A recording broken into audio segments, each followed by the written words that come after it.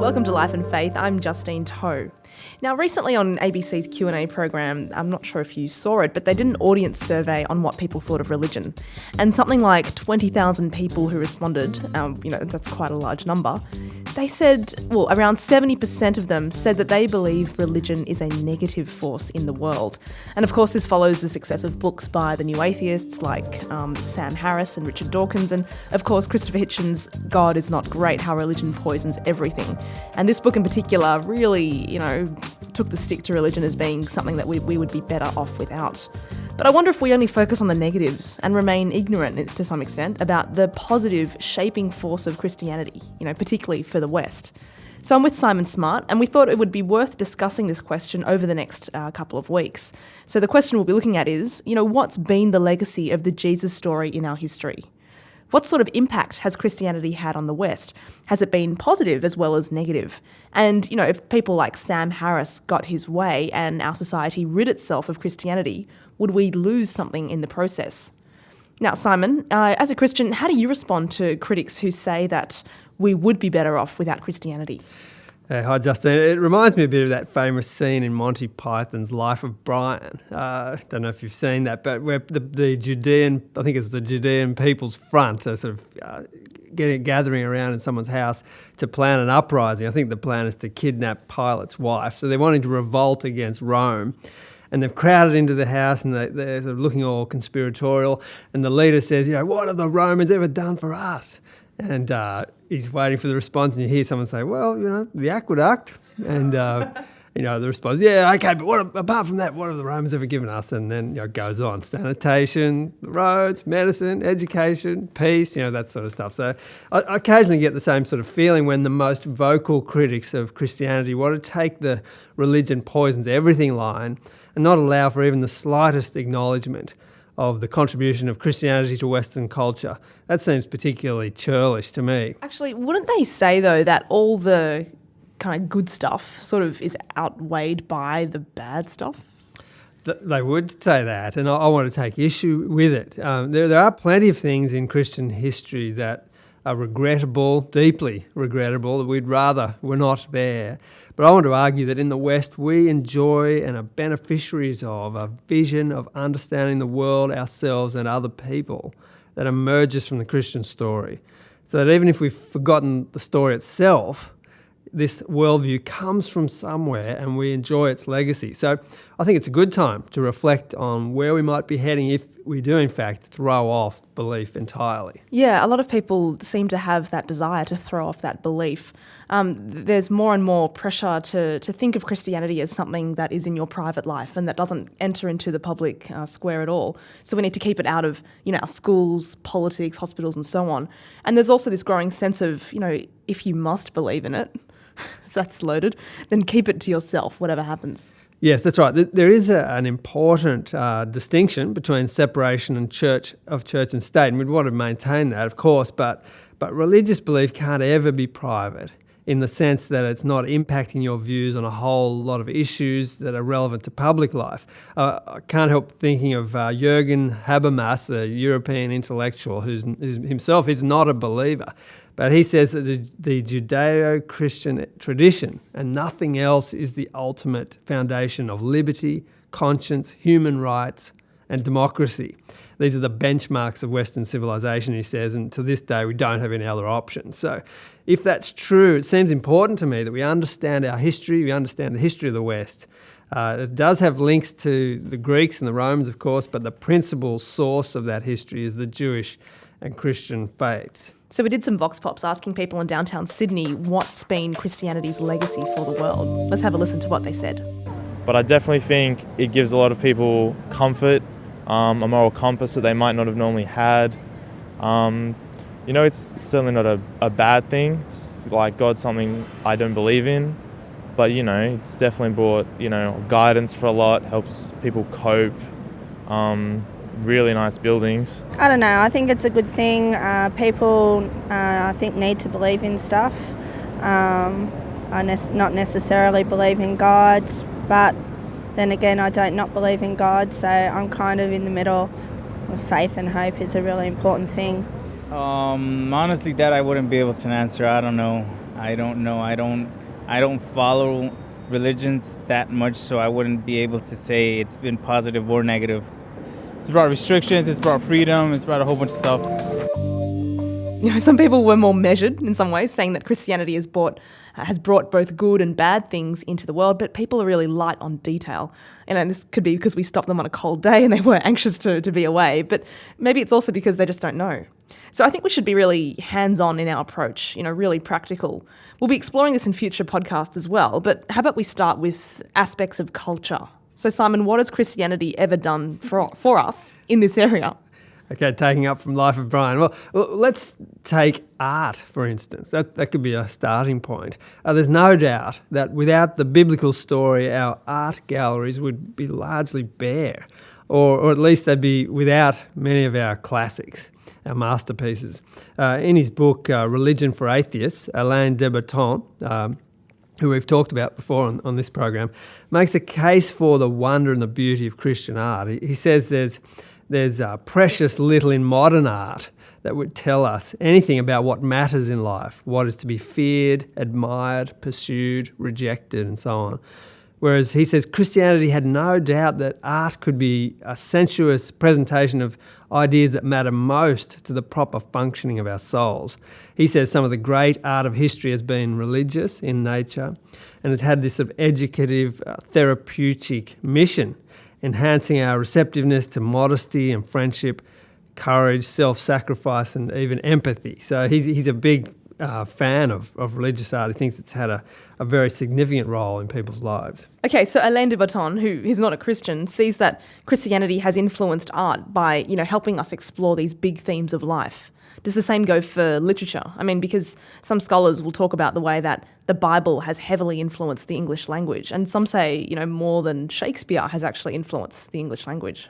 That's right. So even at a trivial level, you can see this in phrases that are still in common use. So things like an eye for an eye, like a lamb to the slaughter by the skin of your teeth, as old as the hills, upside down, sour grapes, that sort of stuff. Eat, drink and be merry. When you say those things, you are quoting from the Bible and especially from the King James Version. Yeah, it's quite fascinating. I know that the Bra Boys, a local surf gang near where I grew up, they've got my brother's keeper tattooed around their neck, and I wonder if they would know that phrase actually emerges from a Christian framework. You should go up and ask one of them one day. I don't think I will. I might not like what they say. So, like, all this is very interesting, but it's hardly life-changing, right? I mean, surely you're talking about an influence that it goes deeper than a number of, you know, phrases that we happen to say. That's right. And more seriously, the Bible has worked its way into our values, our imaginations, the themes that and the stories that our culture tells itself. It's seeped into our art, our music and our literature. Peter Corney wrote about this recently, and he talked about novelists and playwrights drawing on a whole lot of biblical themes. So they might draw from characters from Scripture, so maybe a Judas character or a prodigal son type figure, which is very prominent in lots and lots of stories. There's archetypal sort of storylines like the Exodus or a sacrificial crucifixion. I remember you talking about this in Clint Eastwood's film Gran Torino a few years ago. There's lots of imagery, the cup of wrath, you know, the straight and narrow path, these sorts of things. And very significantly, themes, key themes, the hunger for justice, for redemption and mercy, grace and forgiveness. These are all very important biblical themes that spill over into our popular stories. I mean, we can think of people like William Blake and his poetry and... yeah, absolutely. And of course, Milton's Paradise Lost, of course, right? So we can see that lots of these important works of literature really draw very heavily from these biblical themes, as you said. We might think of a novel like John Steinbeck's East of Eden or Cormac McCarthy's The Road. I think Cormac McCarthy follows John Steinbeck in many ways. How about you explain a little bit about these novels in case people haven't heard of them? Yeah, okay. Steinbeck's East of Eden is one of my favourites. It's a kind of disturbing novel. It's really picking up the story of Cain and Abel and bringing it into a more modern setting. And he's plumbing the depths of what it means for humanity to be fallen. So human evil figures large in this story, as you could imagine. East of Eden refers to this sort of banishing from the Garden of Eden and humanity and the human condition post the fall. And it's a really disturbing, powerful novel, beautifully written, and it's just so rich and full of depth in terms of drawing out these characters and the implications of the human struggle, sort of wrestling against the evil that resides within us and trying to be good and kind of not being able to be good. And so it's a beautifully woven story that picks up this big biblical theme. I mentioned Cormac McCarthy, his book The Road, which he says is about human goodness. And if you read it, it's a pretty bleak story. It's a story about an apocalyptic scene where a father and a little boy, his son, walk the road. Civilization's completely destroyed around them, and they wander this road really with survival. And it's a brutal world that they're in. It's fascinating that Cormac McCarthy says this is about human goodness, because it does pick up on human goodness, and the relationship between the father and the son is one of great grace and beauty amidst darkness and evil. Yeah, and I remember the figure of the child as well. Like, he's actually really genuinely good. At some stage, I think the pair get robbed by someone, and then yet the boy wants to share. The robber. Share the with boy thief. is the one example of true human goodness, for sure. And so these guys are picking up, these stories are chock full of theology. It's the point I'm trying to make, that even though in many cases they're not necessarily written by believers, but they're focusing on ideas and what it is to be human. The struggle that we have to make sense of the way humanity is both incredibly precious and capable of astonishing feats and wonderful deeds, but also at the same time is so full of hatred and pettiness and violence, and the fact that injustice is so much part of our history. So it's all there. It's all influencing literature across the ages. I mean, what about something like Martin Luther King's famous "I Have a Dream" speech? I have a dream. He says that one day every valley will be exalted, that every hill and mountain shall be made low, the rough places will be made plain, the crooked places will be made straight, and the glory of the Lord shall be revealed. Where's he getting this from? It's straight out of Isaiah, out of the Old Testament. Yeah, so it seems like a real theme of overturning of the accepted order, and all the bad stuff will be made right. And they're fabulous images, aren't they? Incredible. You're listening to Life and Faith from the Centre for Public Christianity. Christianity has had the big answers that people have had for the big questions entire life. What is the meaning of life? Does God exist? What is God like? And Christianity and Christ has had those for 2,000 years. Yeah, what Jesus has done is basically given us hope and a sense of connection with God, which I reckon is really, really cool. The Centre for Public Christianity, Beyond Religion. I remember last year there were all these celebrations for the 400th anniversary of the King James Bible. And even, people like Christopher Hitchens and Richard Dawkins were writing about the way that the King James Bible had contributed to, the heritage of the West. And Dawkins, for one, said, "You can't actually appreciate English literature unless you are steeped to some extent in the King James Bible. Not to know it is to be, in some small way, barbarian." That's a great quote. Yeah, I mean, it's not just Dawkins who's saying this kind of thing. We often hear now about teachers who say that people need to understand the Bible in order to know about our art and our literature and our history, which is really quite ironic, because the Christian faith is often presented as infantile, like as something for kids, or as anti-intellectual. Though at the same time, some Christians at times do give people good reason to believe that.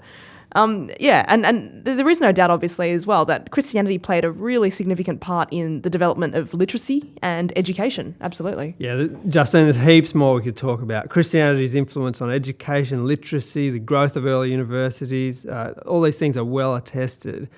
We could mention, for instance, the way Christianity impacted architecture and music and tons of other stuff that we don't have time for. We might pick them up in a later series. There's obviously lots to think about here. So we've just covered today how Christianity has had a huge influence on our culture. In many ways, it's like the wallpaper that has surrounded us for centuries, and that shapes the way that we live and act.